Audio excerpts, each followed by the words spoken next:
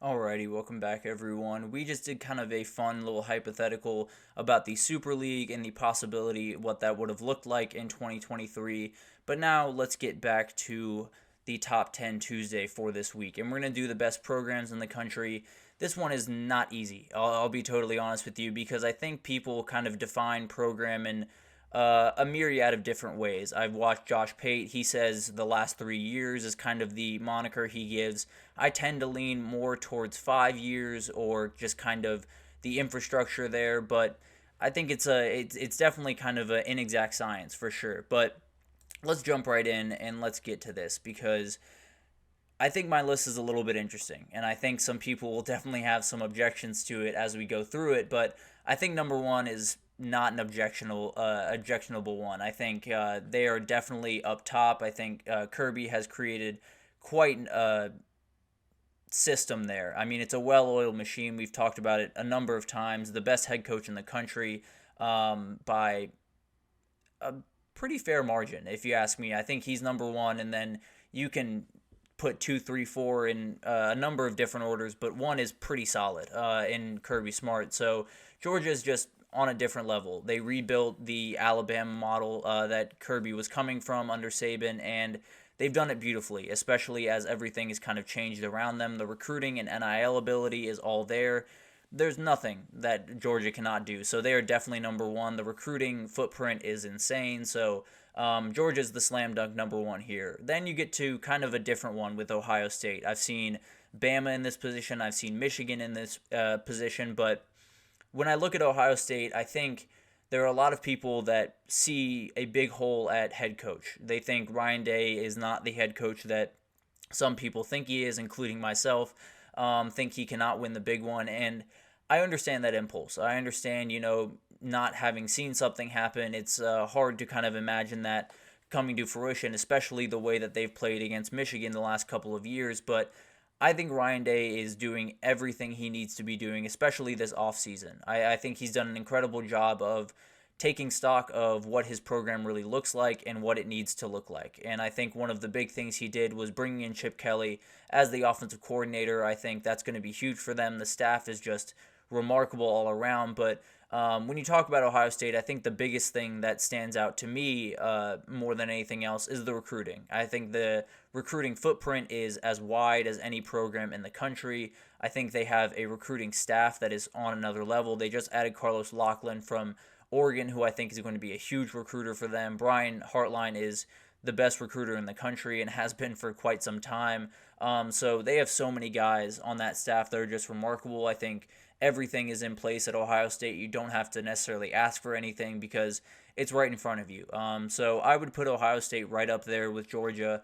I think they're definitely just a tick behind just because of the recent struggles that they've had. But I would say in terms of infrastructure, in terms of ability to keep up with the times and everything, I would have Ohio State at 2. And then at 3, I would have Alabama. I think the infrastructure is as good as there is in the country. The system is well-oiled machine, as we just talked about with Georgia, and it's because of the guy that Kirby Smart learned from in Nick Saban. He has obviously walked out the door.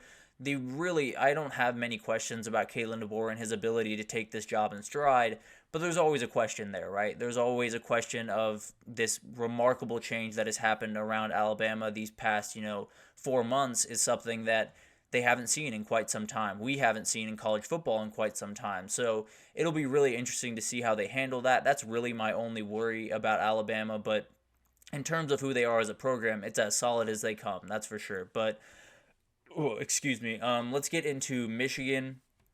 I think they are the number 4 here, and to me, the real reason is they have as clear an identity as any program in the country. You know exactly who Michigan is day in and day out. You know they're going to be hard-nosed, hard-working, blue-collar, all that type of stuff that Jim Harbaugh loves to talk about. And obviously, with Jim Harbaugh walking out the door, there's a little bit of worry. I think there's definitely a ton of staff turnover, some of which was easier, some of which was not easy at all to figure out for Sharon Moore and this new staff. But at the end of the day, I think they're in a fairly good position to stick the landing in 2024, and if they do, they could definitely jump up even higher on this list. Obviously, the pockets are absolutely incredibly deep up there in Ann Arbor. They have no worries when it comes to NIL and that type of thing.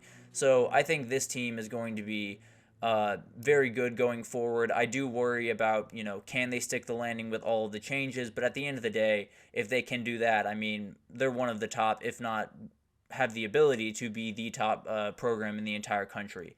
But at the 5 position, I have Texas, and some of this is a little bit kind of, I don't want to say hedging, but there's this hesitant, I think, is the best way to describe it when I'm talking about Texas at 5, because everything is right there. I don't think there's ever been any question that Texas has the money, they have the talent in that state, they have the brand power to walk around and say they're Texas and people listen and that type of thing, and all of that is really, really great.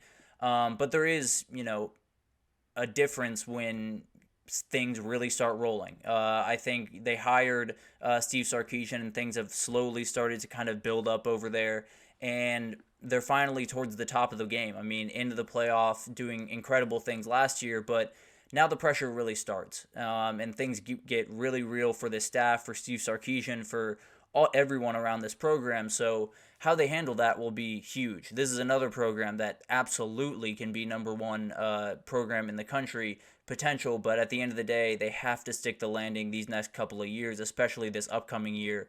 And I think this is going to be a huge year for them, but a huge next couple of years just for this program, and making sure that they stick in that 5 spot and even move up a little bit as we go on here. But at the 6th position, I do have LSU. I think this is one that people might not agree with quite as much. I think some people might have them a little bit lower, but I don't see many holes in this LSU program as we move forward. I think since Brian Kelly arrived, those holes have kind of started to disappear, right? We started with just kind of turmoil around him, and he kind of settled everyone, got a really good transfer portal class in there, played some really good football his first year, and then, obviously went to the SEC championship, did remarkable things, and then this past year, the defense was the problem, and he's addressed that in a huge way this offseason with the staff that he's brought in. So I think this program is one of those things that a lot of people, you haven't seen since 2019. Obviously, you haven't seen them win a title or really, compete at the very, very highest level. Obviously, the SEC championship was huge, but a lot of people walking into that one expected Georgia to win, and that's exactly what happened. So I think this is a program that there's definitely some skepticism around them, but the roster is always going to be elite. Being the recruiting power they have in Louisiana is remarkable. The staff is getting better by the day. So I think it's going to be a really, really good couple of years for LSU, and I think when you look at them as a program, there's very few infrastructure things that are needed over there in Baton Rouge. So that's why I have them in the 6th position. In the 7, I have Oregon, and it's really a lot because of the head guy. I think we talked about Kirby kind of implementing that Nick Saban approach when talking about building Georgia. I think Dan Lanning is doing the exact same thing in Oregon, and I think it's going to take a little bit longer than it took Kirby down in Georgia, just because of the recruiting footprint they will have at Oregon. But at the end of the day, joining the Big Ten and being able to expand that is only going to help them. So Dan Lanning has been executing a vision since he's gotten there, and I think he's been doing it incredibly well. And I think this year and 2025 is going to be 2 years that will really define this program moving forward, where they can move up, into the 5 or 4 position here. They can move down into the 11 or 12 position. But I think people might slightly forget just how big of a juggernaut Oregon can be if they are really cruising like they were, all those years ago with LaMichael James and Kenyon Barner and all those incredible players that they had. But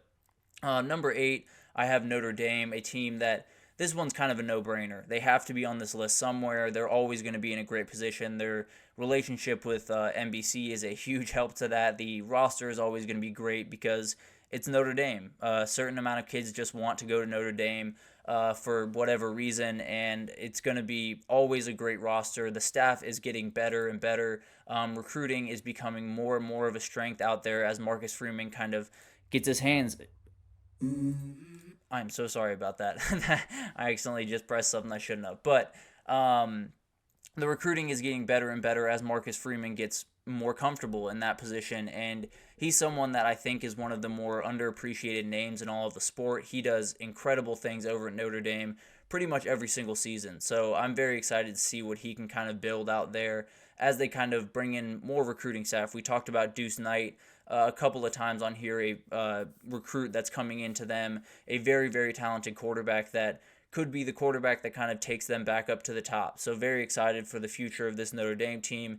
And then we finish out with two ACC teams in Florida State and then Clemson. And this was kind of a tough one to order. I was very tempted to put Clemson over Florida State because they have been kind of that more consistent, sustainable model to me in terms of, just the way they go about business. Obviously, there is some worry around the way they handle the transfer portal. But I think there is, some worry around the way Florida State handles the transfer portal in that they might, dip their toe in a little bit too much and might get themselves into trouble some of these years where these portal players aren't going to hit every single year. But at the end of the day, Mike Norvell has been taking full advantage of what Florida State has to offer, has been doing a remarkable job in the transfer portal and recruiting in general. And I think he could definitely jump up this list, and this program could jump up this list this year. And then we'll finish it off with Clemson. People will probably call me crazy, but Clemson wins a lot of football games. It's really hard to win as many football games as they have over the past 5 years, and they've been really remarkable. And obviously, having someone like Dabo Swinney helps this because you have one of the best coaches in the game. There's definitely some question marks around him right now, especially with the way that he's adapting to the new world that we live in. But at the end of the day, he's still one of the best coaches in the country. He still recruits at a remarkable clip, hired a great guy in Garrett Riley this past year. So I think there's a lot of things moving in the right direction. I think the identity is very clear. The recruiting is always going to be awesome. They're still bringing in big-time talents. The question is, how will they adapt, and will they at all? They could definitely fall off this list in a hurry, especially this year if they, don't necessarily get back to being the Clemson that we all expect every single year. But at the end of the day, I think Clemson is in a position where a lot of people are counting them out, but a lot of the foundation is still very much in place. So I'm not necessarily going to write off Clemson just yet, but they could fall off this list in a hurry. Let's put it that way. But finally, for some honorable mentions, Oklahoma definitely could have been on this list. I'm a little bit skeptical of the new era, Brent Venables, and everything that's going on there. I think he's fully capable of handling that job, but when you jump into the SEC, things can get a little bit sketchy, and I think they're not quite on the same footing that they were 5 years ago, but at the end of the day, Oklahoma is one of those that could be very well to the top of this list in a couple of years if Brent Venables can do what I think he's capable of. And then Utah, it's all about the head guy. Kyle Whittingham is as consistent as they come. They're going to win games. They're going to win a lot of them. And I think they have an identity that is almost as clear as the one up in Ann Arbor, Michigan. So definitely really love that team. And then Penn State to finish it out. James Franklin gets made fun of a lot for not winning the big one, but 10-2 over and over and over again is not necessarily the worst thing in the world when you talk about building a program. He has done an incredible job of just winning games over year over year and doing incredible things with his rosters every single year. So I think they definitely deserve to be on this list, and I think they could definitely jump up this list as this new playoff era starts and they get a little bit more involved in the conversation. But that will do it for this edition of the GSMC College Football Podcast presented by the GSMC Sports Network.